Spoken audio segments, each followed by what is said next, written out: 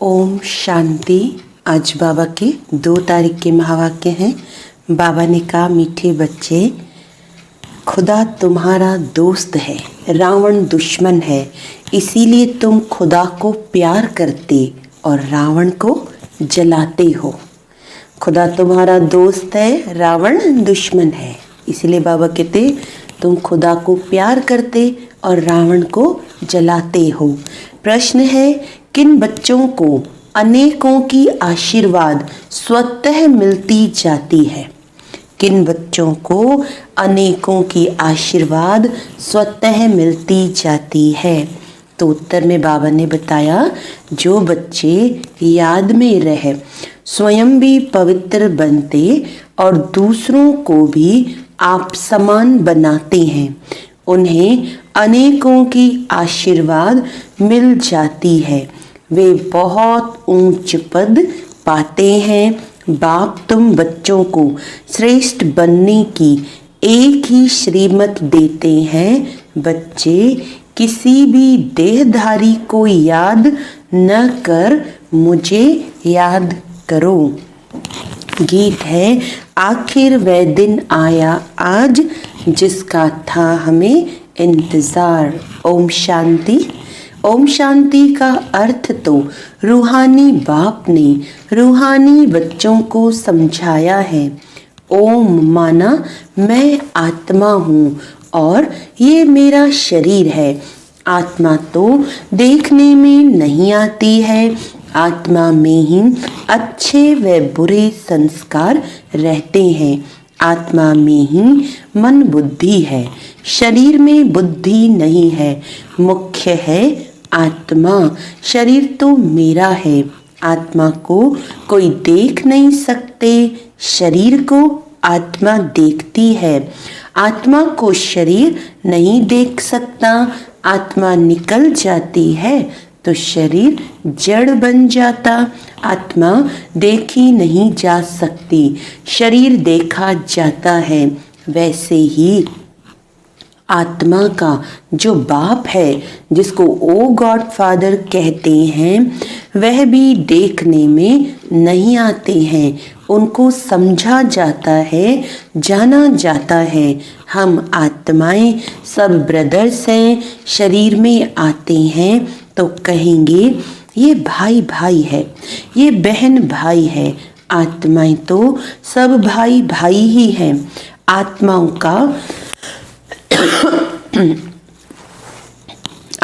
का बाप है परम पिता परमात्मा। जिस्मानी भाई बहन एक दो को देख सकते हैं। आत्माओं का बाप एक है, उनको देख नहीं सकते। तो अब बाप आए हैं पुरानी दुनिया को नया बनाने। नई दुनिया सतयुग थी, अब पुरानी दुनिया कलयुग है। इनको अब बदलना है। पुरानी दुनिया तो खत्म होनी चाहिए ना। पुराना घर खत्म हो, नया घर बनता है ना। वैसे ये पुरानी दुनिया भी खलास होनी है। सतयुग के बाद फिर त्रेता द्वापर कलयुग, फिर सतयुग जरूर आना है। वर्ल्ड की हिस्ट्री ज्योग्राफी रिपीट होनी है। सतयुग में होता है देवी देवताओं का राज्य। सूर्यवंशी और चंद्रवंशी उनको कहा जाता है लक्ष्मी नारायण की डायनेस्टी, राम सीता की डायनेस्टी। यह तो सहज है ना। फिर द्वापर कलयुग में और धर्म आते हैं। फिर देवताएं जो पवित्र थे वह अपवित्र बन जाते। इनको कहा जाता है रावण राज्य। रावण को वर्ष वर्ष जलाते आते हैं, परंतु जलता ही नहीं, फिर जलाते जलाते रहते हैं। यह है सबका बड़ा दुश्मन। इसीलिए उनको जलाने की रस्म पड़ गई है। भारत का नंबर 1 दुश्मन कौन है? और फिर नंबर 1 दोस्त सदा सुख देने वाला है खुदा। खुदा को दोस्त कहते हैं ना। इस पर एक कहानी भी है तो खुदा है दोस्त, रावण है दुश्मन। खुदा जो दोस्त है उनको कभी जलाएंगे नहीं, वह है दुश्मन इसलिए 10 शीश वाला रावण बनाए उनको वर्ष वर्ष जलाते हैं। गांधी जी भी कहते थे हमको राम राज्य चाहिए, राम राज्य में सुख है, रावण राज्य में दुख है। अब ये कॉन्वेंट समझाते हैं। पतित पावन बाप शिव बाबा, ब्रह्मा है दादा, बाबा हमेशा सही भी करते हैं बाप दादा। प्रजापिता ब्रह्मा भी तो सबका हो गया, जिसको एडम भी कहा जाता है, उनको ग्रेट ग्रेट ग्रैंडफादर कहा जाता है। मनुष्य सृष्टि में प्रजापिता हुआ, प्रजापिता ब्रह्मा द्वारा ब्राह्मण रचे जाते हैं, फिर ब्राह्मण सो देवता बनते हैं, फिर देवताएं, बाबा कहते फिर देवताएं बनते और फिर वही देवताएं क्षत्रिय वैश्य शूद्र बन जाते हैं।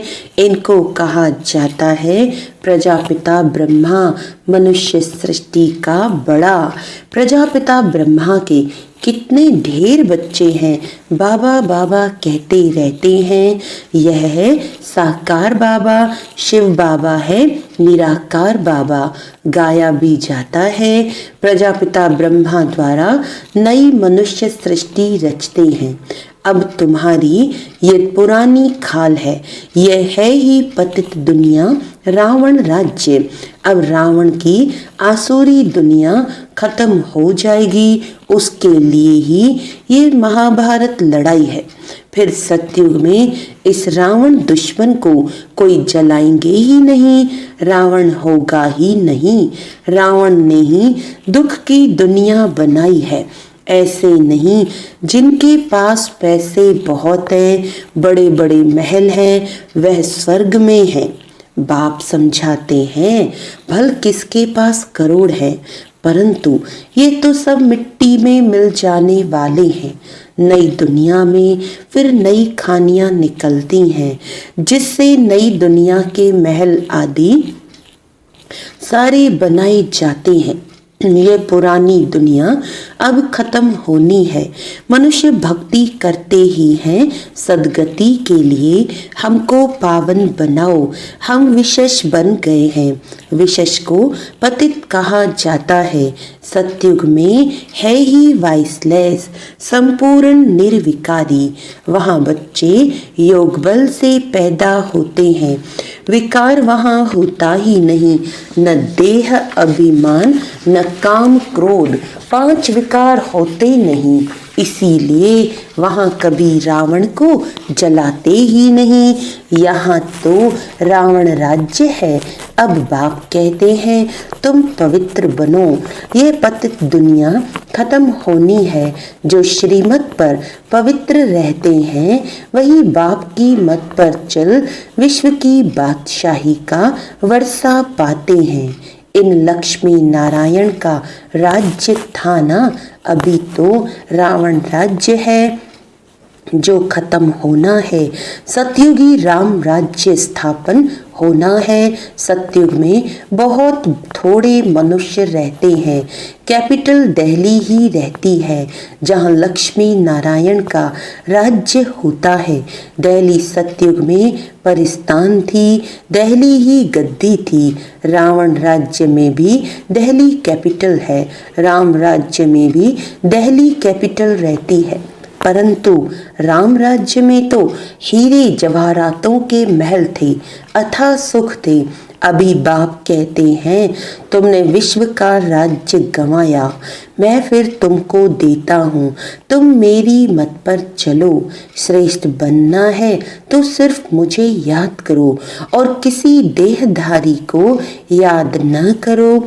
अपने को आत्मा समझ मुझ बाप को याद करो तो तमो प्रधान से सतो प्रधान बन जाएंगे, तो मेरे पास चले आएंगे। मेरे गले की माला बनकर फिर विष्णु की माला बन जाएंगे। माला में ऊपर में हूँ, ऊपर में मैं हूँ, फिर 2 हैं ब्रह्मा सरस्वती, वही सतयुग के महाराजा महारानी बनते हैं। उन्हों की फिर सारी माला है जो नंबरवार गद्दी पर बैठते हैं। मैं इस भारत को इन ब्रह्मा सरस्वती और ब्राह्मणों द्वारा स्वर्ग बनाता हूँ। जो मेहनत करते हैं उन्हों के ही फिर यादगार बनते हैं। वह है रुद्र माला और वह विष्णु की माला। रुद्र माला है आत्माओं की और विष्णु की माला है मनुष्यों की। आत्माओं के रहने का स्थान वे निराकारी परम धाम है, जिसको ब्रह्मांड भी कहते हैं। आत्मा कोई अंडे मिसल नहीं है, आत्मा तो बिंदी मिसल है। हम सब आत्माएं वहाँ स्वीट होम में रहने वाली हैं। बाप के साथ हम आत्माएं रहती हैं, वह है मुक्ति धाम। मनुष्य सब चाहते हैं मुक्ति धाम में जाएं, परंतु वापस कोई एक भी जा नहीं सकते। सबको पार्ट में आना ही है। तब तक बाप तुमको तैयार कराते रहते हैं। तुम तैयार हो जाएंगे तो फिर जो भी आत्माएं हैं वह सब आ जाएंगी। फिर खलास, तुम जाकर नई दुनिया में राज्य करेंगे। फिर नंबरवार चक्र चलेगा। गीत में भी सुना ना, आखिर वह दिन आया आज। तुम जानते हो जो भारतवासी अब नरकवासी हैं वह फिर स्वर्गवासी बनेंगे। बाकी सब आत्माएं शांति धाम में चली जाएंगी। समझाना बहुत थोड़ा है। अलफ बाबा बे बादशाही, अलफ को बादशाही मिल जाती है। अभी बाप कहते हैं मैं वही राज्य फिर से स्थापन करता हूँ। तुम 84 जन्म भोग अब पतित बन गए हो। पतित बनाया है रावण ने। फिर पावन कौन बनाते हैं? भगवान, जिसको पतित पावन कहते हैं। तुम कैसे पतित से पावन, पावन से पतित बनते हो? वह सारी हिस्ट्री ज्योग्राफी रिपीट होगी। यह विनाश है ही इसके लिए। कहते हैं ब्रह्मा की आयु शास्त्रों में 100 वर्ष है। यह जो ब्रह्मा है जिसमें बाप बैठ वर्षा दिलाते हैं, उनका भी शरीर छूट जाएगा। आत्माओं को बैठ आत्माओं का जो बाप है वह समझाते हैं। मनुष्य मनुष्य को पावन बना न सके। देवताएं कभी विकार से नहीं पैदा होते हैं। पुनर्जन्म तो सब लेते हैं ना। बाप कितना अच्छी तरह से समझाते हैं कि कहाँ तकदीर जग जाए। बाप आते ही हैं मनुष्य मात्र की तकदीर जगाने। सब पतित दुखी है ना, त्राही त्राही कर विनाश हो जाएंगे।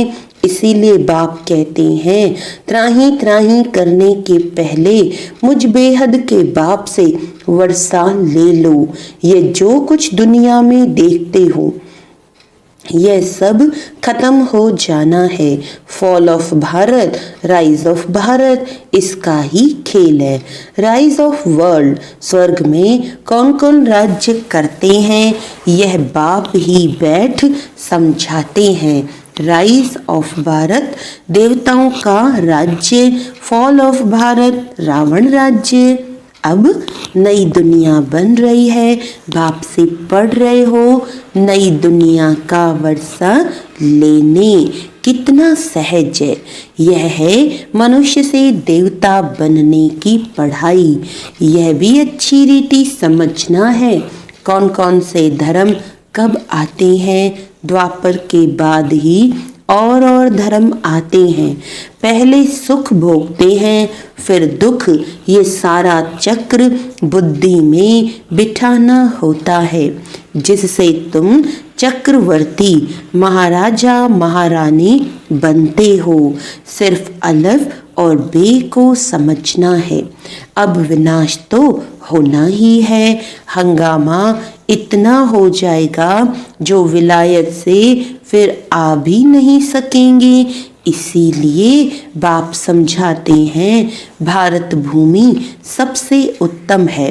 जबरदस्त लड़ाई लगेगी फिर वहाँ के वहाँ ही रह जाएंगे। 50-60 लाख भी देंगे तो भी मुश्किल आ सकेंगे।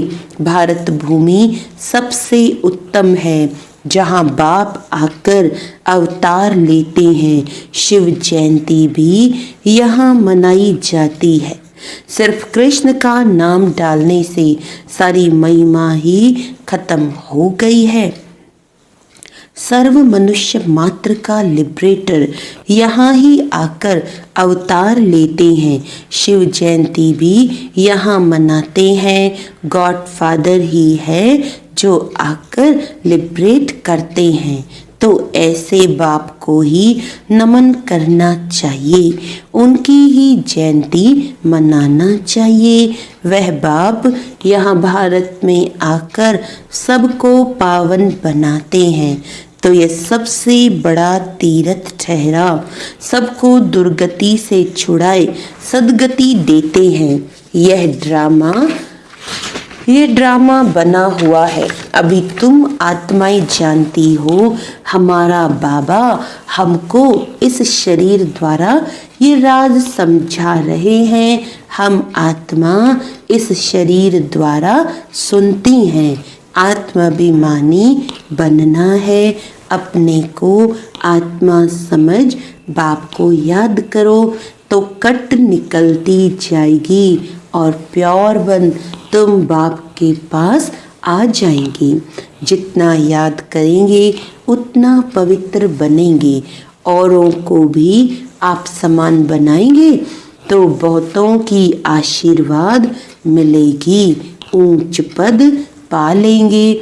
इसीलिए गाया जाता है सेकंड में जीवन मुक्ति। अच्छा मीठे मीठे सिखिलदे बच्चों प्रति माता पिता बाप दादा का याद प्यार और गुड मॉर्निंग। रूहानी बाप की रूहानी बच्चों को नमस्ते। हम रूहानी बच्चों की रूहानी बाप दादा को याद प्यार गुड मॉर्निंग।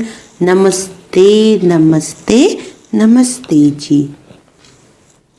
धारणा के लिए मुख्य सार है श्रीमत पर पवित्र बन, हर कदम बाप की मत पर चल, विश्व की बादशाही लेनी है। बाप के समान दुख हरता सुख करता बनना है। मनुष्य से देवता बनने की यह पढ़ाई सदा पढ़ते रहना है। सबको आप समान बनाने की सेवा करके आशीर्वाद प्राप्त करनी है। वरदान है अधिकारीपन की स्थिति द्वारा बाप को अपना साथी बनाने वाले। अधिकारीपन की स्थिति द्वारा बाप को अपना साथी बनाने वाले सदा विजयी भव। बाप को साथी बनाने का सहज तरीका है अधिकारीपन की स्थिति। जब अधिकारीपन की स्थिति में स्थित रहते हो तब व्यर्थ संकल्प व अशुद्ध संकल्पों की हलचल में व अनेक रसों में बुद्धि डगमग नहीं होती। बुद्धि की एकाग्रता द्वारा सामना करने, परखने व निर्णय करने की शक्ति आ जाती है, जो सहज ही माया के अनेक प्रकार के वार से विजयी बना देती है। स्लोगन है राजयोगी वह है जो सेकंड में सार से विस्तार और विस्तार से सार में जाने के अभ्यासी हैं। राजयोगी वह है जो एक सेकंड में सार से विस्तार और विस्तार से सार में जाने के अभ्यासी हैं। अच्छा, ओम शांति।